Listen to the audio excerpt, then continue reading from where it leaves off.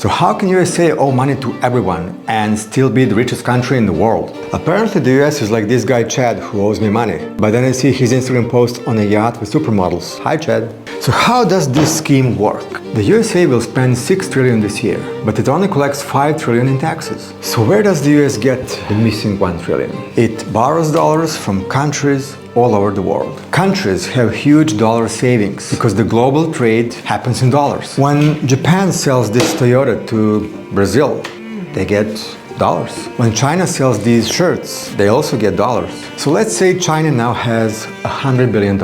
If they leave it on the table, the inflation eats it.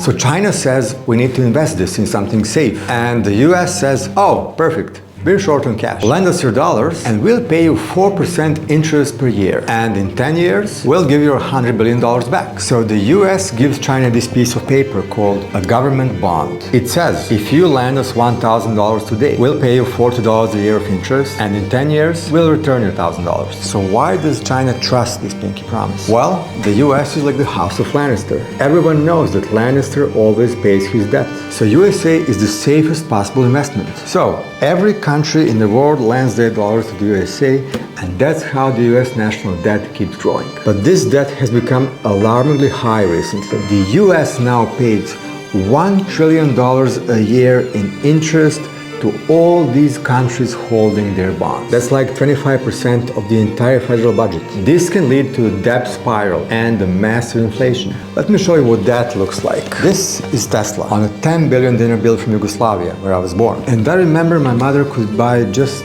one egg with this note. So national debt is a good thing if it's under control. But as Tesla said, no machine can run forever on borrowed energy.